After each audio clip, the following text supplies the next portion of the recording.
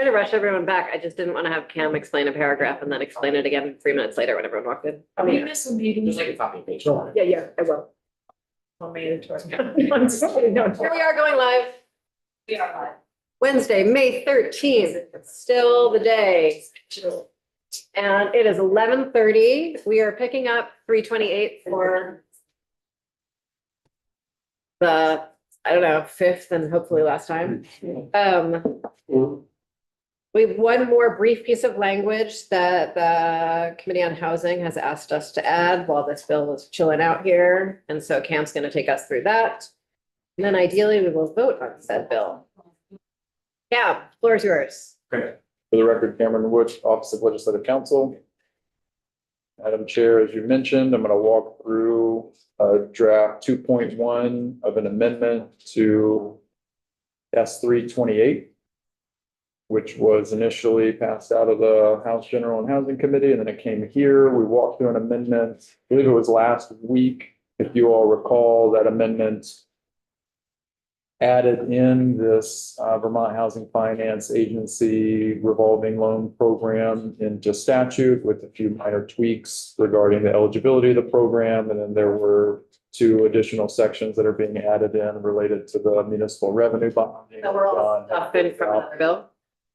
Yes, this is all was in the Senate side of H775. Thanks. So the change that you have here is in this first instance. So I've shifted the other instances of amendment down.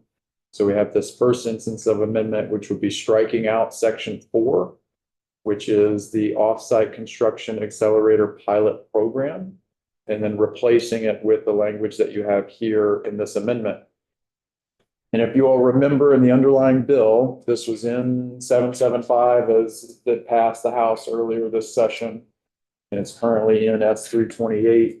There's the changes from the treasurer's credit facility, the increase of the credit facility from 10 to 12.5%, and then the addition of the 1% to be able to purchase offsite constructed housing.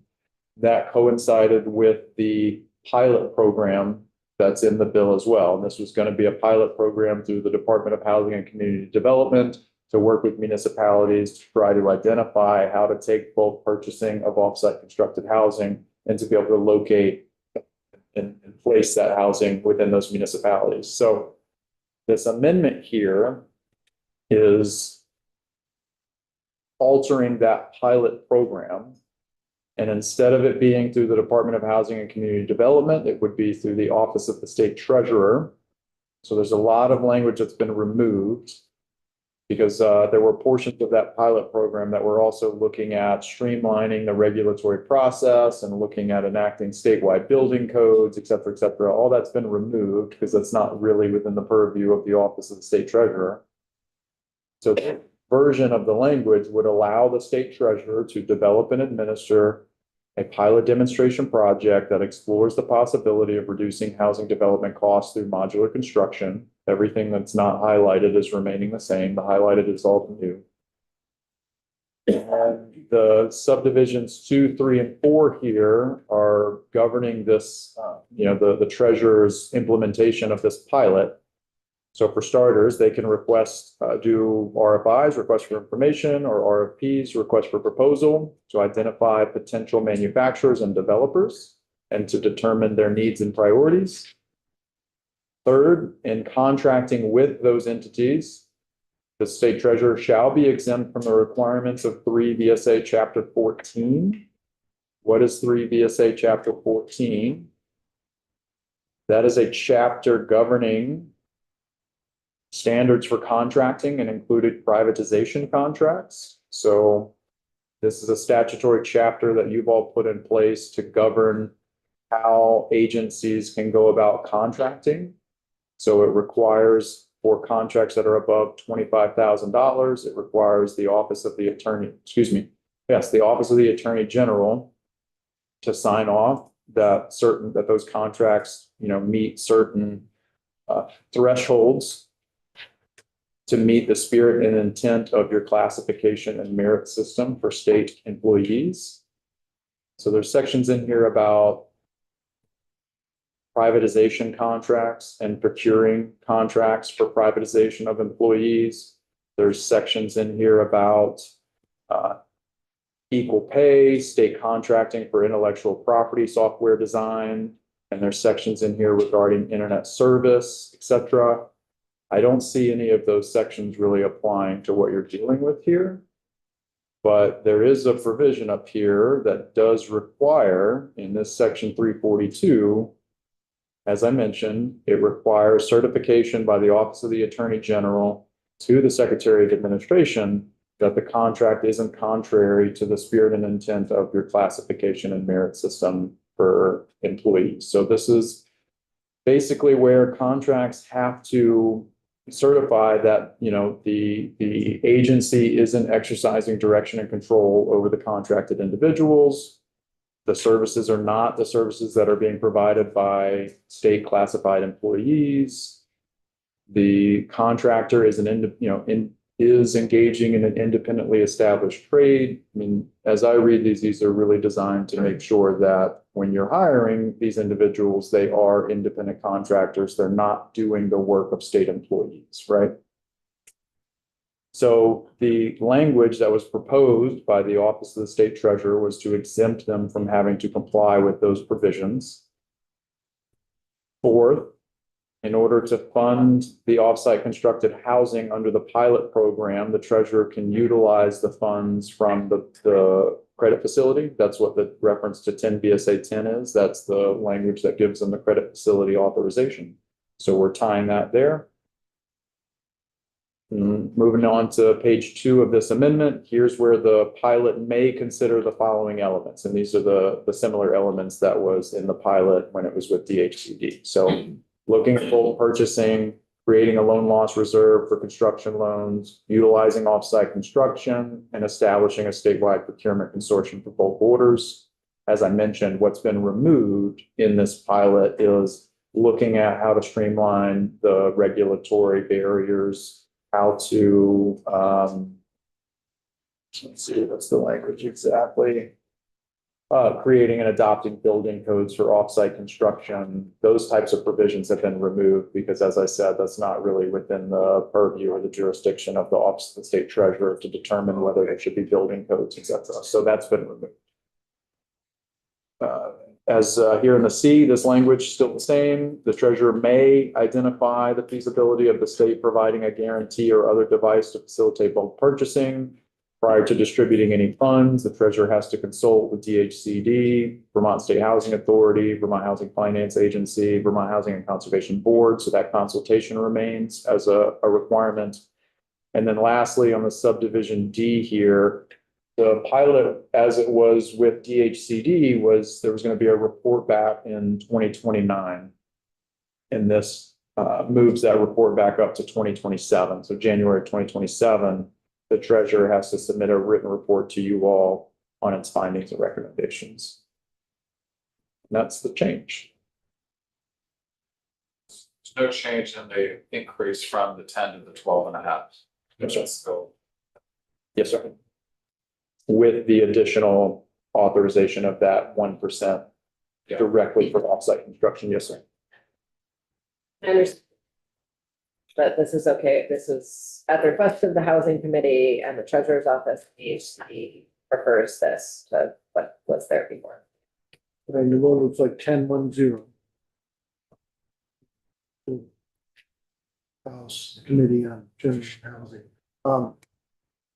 Cameron, the section for the first part of it, it now states the Office of State Treasurer. What was it before? It was with DHCD before. It's like, I guess, I mean, I don't understand why the treasurer's office is getting involved in this scale of a housing project. Am I missing something? My understanding was that DHCD didn't want to do it anymore and the Treasurer's Office was willing to do it, and they already are doing a different program that's slightly similar. And the pilot was with the Agency of Commerce and Community Development. My apologies there, just to correct myself for the record, but DHCD obviously within that agency, I think they were the intended department that would have done the pilot.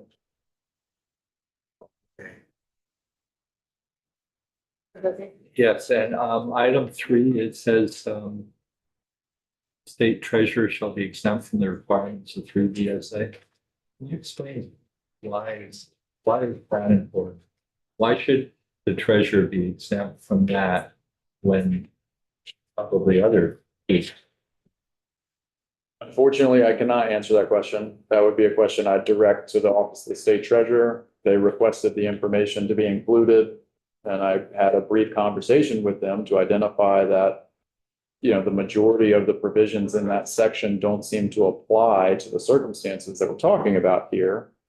And they requested that it be there to allow them a more streamlined process of doing the contracting without having to get sign off from the Agency of Administration or the Office of the Attorney General. You still have, so real quick, just Go ahead. when you still have the requirements that are built into 10 BSA 10 regarding the credit facilities. The treasurer still has to comply with their local investment advisory committee policies. They still have to comply with the prudent investor principles, et cetera. So there are still, you know, constraints on their ability to spend those monies. They just wouldn't be required to go through this contracting sign off in order to execute a contract with a manufacturer or a developer. And as I said, my understanding from them is that remove those checks on the treasurer in that situation because they feel like it should be a little more streamlined. As far as why they're seeking that, I have to defer to. You're gonna have to hire additional personnel to administer this program. Are there additional costs? Do not know the answer to that question. Previously, they had said they didn't need to, but That might be a good, It seems as though this program's growing. that may be a good question for JFO. Representative. Yeah, thank you. In answer to Representative Wood's question about accepting the treasurer's office, the critical line in 3 is 15, contracting with a manufacturer or developer under this pilot. So the exemption is limited to this development of a pilot. It's not any more expensive than that, which I think is since it's a pilot, that's all. Yes, sir, I would agree with that. Diagnostic on how it ends out, I will tell you it has gone the other way when there were concerns about the Secretary of State exerting control over the administration related to licensing, and I think it's because they're separately elected. So I've seen the Scott administration push back the other way as well. Any other questions for Kim? Thank you. Do you have things to say? Tom Burnett, in our fiscal office, reviewed the Ways and Means Amendment, didn't see anything that would change the fiscal amount I presented to you all last week. Yeah. Great. Yep. Representative Page? Can I do anything to help you? With regard to testimony and your question? So, Okay. thank you for the offer. Sure, Representative Brady. Have we heard directly from VHCB that they don't want to do this? And VHC, I think you mean DHCD. yeah, okay. No, because this is really an amendment that the Housing Committee has sent to us as a, we are doing them a favor. So they're the ones who have taken testimony on it. A little weird. So, Madam Chair, it looks like, you know, a possible vote, any opportunity to hold off for just a little bit? I'd certainly like to talk to maybe even somebody in the Commerce Department, Commerce Committee, or Could we hold? Could we meet back here at 1 or hold off until for 10 minutes? How does that feel? Or would you like more time than that? one would be more opportunity. Okay, is anyone deeply committed to today's devotional? Oh. I do. Wow. Who's giving? I do. Daisy. Okay, yes, we'll be back here at 1. Great, thanks. Thank you. Thanks, Cam.